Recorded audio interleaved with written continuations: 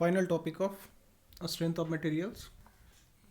Last topic of strength of materials, torsion. Okay. So torsion is the torque experienced by a fixed beam or fixed column by which it undergoes twist. Okay. The deformation will be angular deformation.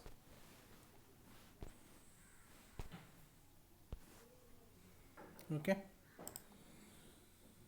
So this is the bar. Okay, first let it write.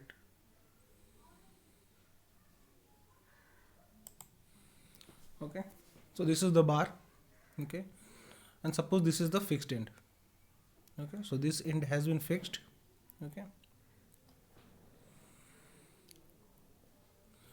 now at here the torsion has been applied. So the maximum, if the torsion is applied at the end, then maximum angle of twist will be at the free end. It has been written fixed end, so change it to free end. Okay, it's not fixed end, it's free end. Okay, so theta is same for all points in one plane.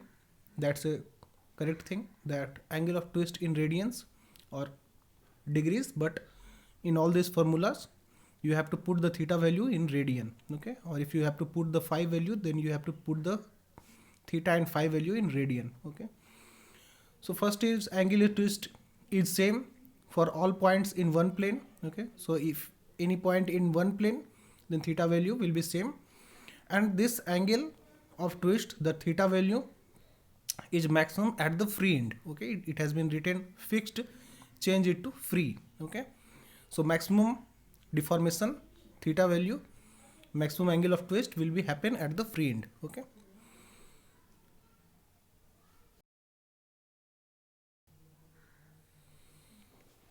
so angle of twist is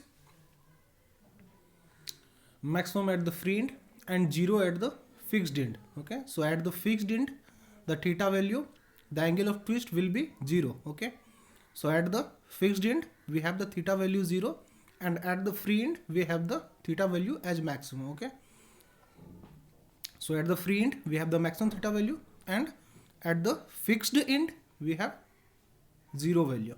Okay, value of theta is 0 at the fixed and maximum at the free end. Okay, now shear stress at any radius r, a small r. Okay, so in any plane you have to take, so in any plane if you move from the center, okay, so at a distance r you will face a shear stress of tau by r into small r. Okay, so capital R is the radius of the this circular cross section, and shear stress induced by this torsion T, okay, has been computed using this formula. T by J is equal to tau by R into G theta by L. Okay, so T is the torsion or torque applied, J is the polar moment of inertia, Ix plus Iy. Okay, means area moment of inertia about x axis plus area moment of inertia about y axis will give you the polar moment of inertia J.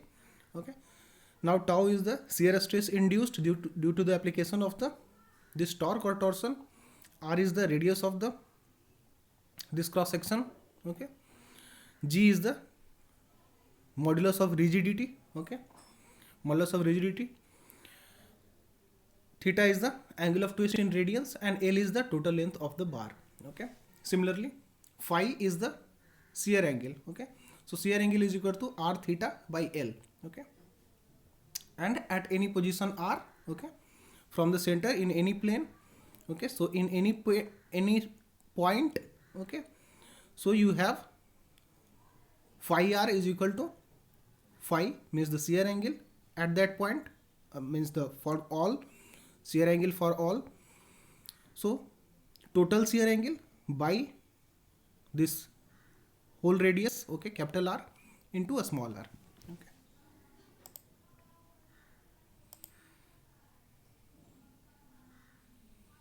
this expression, okay, this r by phi is equal to L by theta. Okay, this has been computed using this r by phi is equal to L by theta. Okay,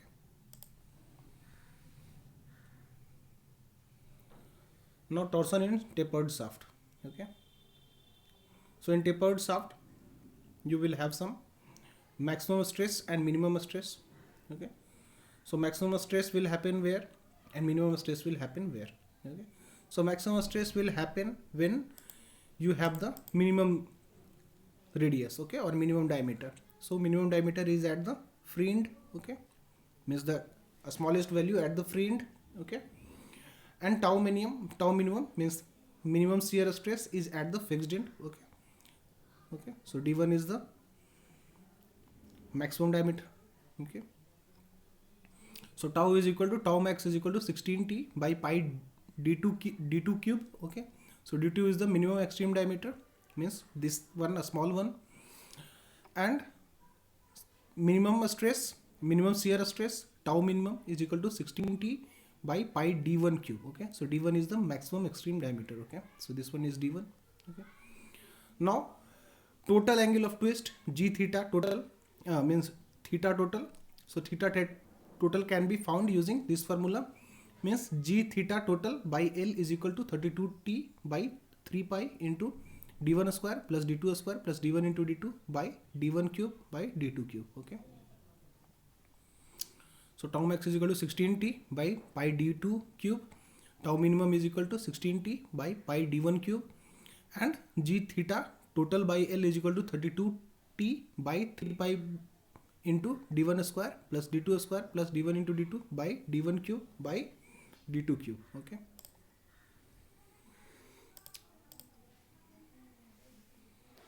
Uniform torsion, okay. So if the torsion value is in that form of loading and the loading is uniform, okay, so in that case you can find the torsion at any point x by integrating the loading, the torsion loading up to that point. So total torsion up to point x is equal to 0 to x tau into x into dx 0 to x, okay. So if you are taking the x value from the,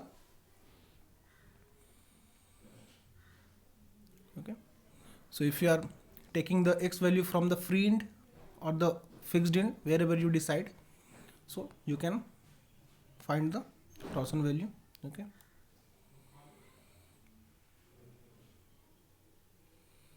Similarly theta value also, and by integrating d theta up to given, this can be found, and total strain energy is equal to integration of du is equal to 1 by 2 by torsion at point x into d theta is equal to 1 by 2. So tx is equal to a small t into x, okay, into d theta is equal to, once again, capital T into x. So capital Tx is equal to a small t into x into dx by j by g into j, okay. Uniformly variable torsion, okay. So in the, as in the case of loading, so here the torsion is varying, okay. So at a point it's maximum and then gets reducing, okay,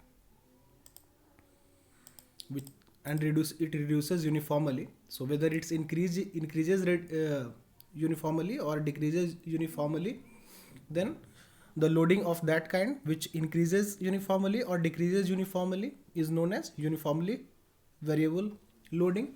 So in case of torsion we have uniformly variable torsion, okay. So at any position x is equal to 0, you have to, like this, at we are taking from the free end, okay. So at position x we have loading is equal to 0. At position L, means at the fixed end, we have loading equal to small t, okay. So integrate this 0 to L, and you know, as we done in the UDL, you have to find sign convention, okay. So sign convention of torsion is done by the right hand rule, okay. So in the right hand rule, you take your right hand in the direction of the torsion, okay. So clockwise or anti-clockwise, you curl your fingers according to that, okay. So curl your right hand fingers of the right hand, okay. Curl the finger according to the direction of the torsion, and then thumb will show the direction of the torsion. Okay, so thumb will show the direction of the torsion, and this fingers, curling of the fingers of the right hand will show you the clockwise or anti-clockwise of the torsion. Okay, so in the cross section, if the torsion is towards the cross section, then it's a positive value, and if it's going away from the cross section, then it's a negative value. We will see the problem and we can understand that. Now pure torsion and or pure shear. Okay, so if the only torsion is happening, only torque is the only load happening, then you will face pure shear. Okay, so in case of pure shear, we have sigma 1, that is the major principal stress. Okay, okay, so sigma 1 is the major principal stress. So major principal stress is equal to tau max, that is the maximum shear stress induced, is equal to tau xy. Tau xy is the shear stress induced due to application of the torsion. Okay, and this sigma 1 is at 45 degree with the longitudinal axis. Similarly, minor principal stress. Okay, so minor principal stress is equal to minus of tau max is equal to minus of tau xy, and at plus 90 degree with the sigma 1. Okay, so 135 degree with the longitudinal axis, and shear stress is equal to tau xy, because shear stress induced will be equal to shear stress given by the torsion, which is acting at 0 degree or 90 degree with the longitudinal axis. Okay, now brittle material fail in tension. So tension is happening at 45 degree or 135 degree. So brittle material fail at 45 degree or 135 degree in pure torsion or pure shear, and ductile materials fail at 0 degree or 90 degree due to shear, which is happening at 0 degree or 90 degree. Okay. Polar section modulus. So as in the case of polar moment of inertia, we had z value. In polar section modulus, we have j by r. Okay, so polar section modulus is equal to j by r. Okay, a strength of the shaft means the torsion that can be borne by the shaft, T, is equal to tau into z. Okay, so equal strength means equal strength of the same material. If the material is same, then if they are saying that the strength is same, then that implies Z1 is equal to Z2, means polar section modulus is same for both the shaft. If the two shafts are given and they are shown that these are having the equal strength for torsion, then polar section modulus will be equal. Okay. Torsional rigidity is equal to G into J. G is the modulus of rigidity and J is the polar moment of inertia. Okay, torsional stiffness is equal to torsion or torque by theta, means the per unit theta value, what is the torsion that will happen. As in case of a spring, you have a spring constant or a stiffness of the spring, K is equal to applied force by deformation. So in case of torsion, you have applied force as a torsion value, and deflection or the twist is, because due to torsion twist is happening, so deflection is in terms of radians, so T by theta. Torsional flexibility, opposite to that of the torsional stiffness, means inverse of torsional stiffness. So torsional flexibility is equal to theta by T. Okay, so T is the torque or torsion and theta is the angle of twist. Okay, and power transmitted by the shaft, P, is equal to torque applied or torsion applied into angular velocity omega. Okay,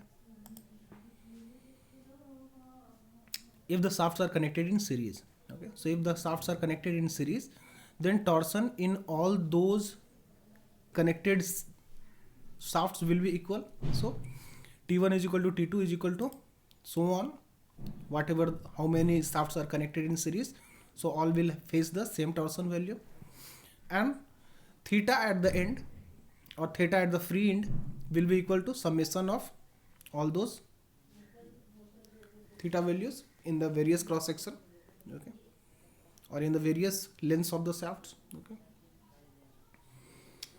If the shafts are connected in parallel, then total torsion is equal to torsion bear by different shafts in parallel, okay.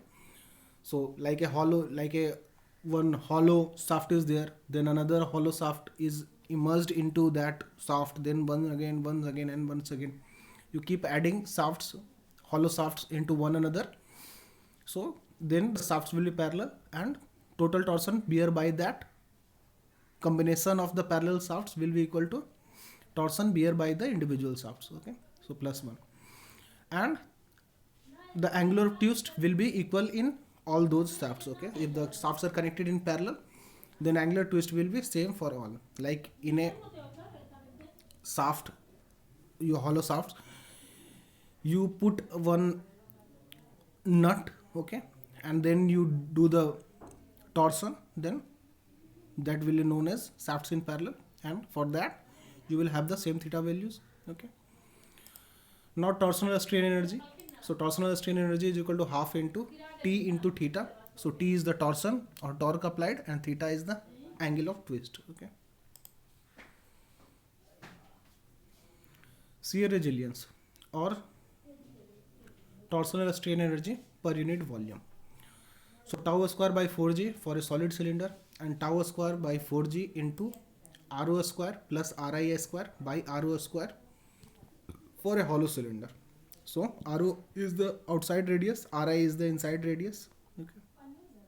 Tau is the shear stress induced by that torsion, g is the modulus of rigidity, okay. Indeterminate shaft, okay. So indeterminate shafts are fixed at both ends. So it happened, we have seen this indeterminate shafts in axial loading also. So axial loading and temperature stresses. So indeterminate shafts means fixed at both ends. So angular twist values will be equal to 0, okay. So summation of all the angular twist values will be equal to 0, and reaction torsion happening at the fixed ends, okay. So ends will give a reaction and that reaction will be in opposite direction to the applied torsion, okay, and we will see that the problem.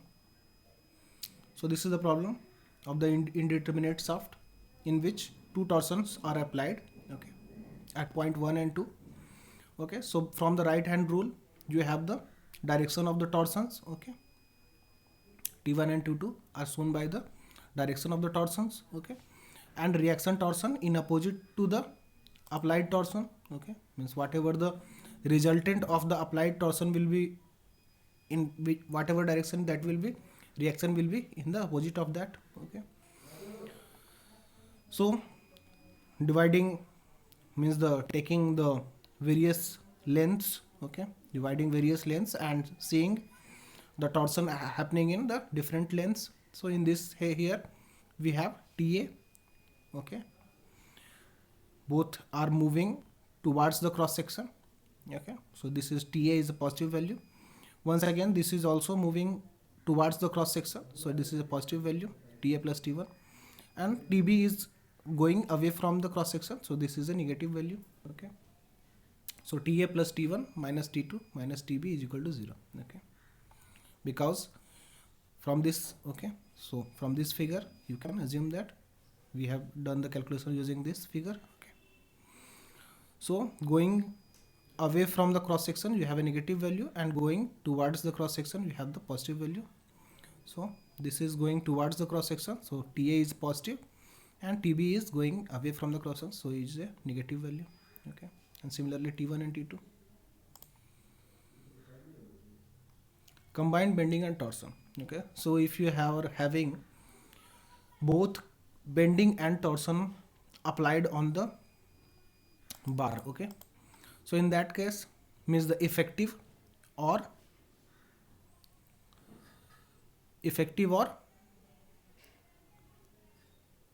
total, okay. So total effective torsion is equal to under root of m square plus t square. M square is the bending moment acting and t square is the torque or torsion, and effective bending moment is equal to 1 by 2, effective or resultant bending moment is equal to 1 by 2 into m plus under root of m square plus t square. So m is the bending moment applied, means total bending moment applied, and t is the total torque or total torsion applied. Okay, and from that we have the shear stress, means the final shear stress induced in the shaft is equal to 16 T by pi d cube.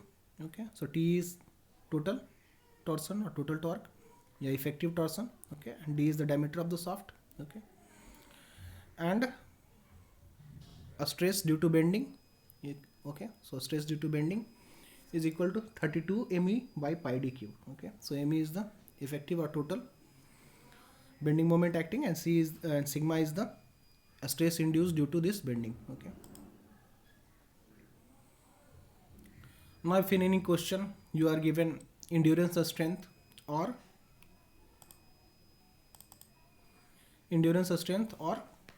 yield stress, okay, and given the allowable shear stress value, then you can find the factor of safety using this. Okay, n is the factor of safety, so you can find using this. And finally, the bending moment does not depend upon the cross section. I depends on the cross section. Okay, so bending moment does not depend upon the cross sectional area of the beam, but area moment of inertia depends upon the cross section of the beam. Okay, because bending moment depends upon the length of the beam, on the span of the beam, not on the cross section. Okay, however, the area moment of inertia depends upon the area of cross section. Okay, so thank you.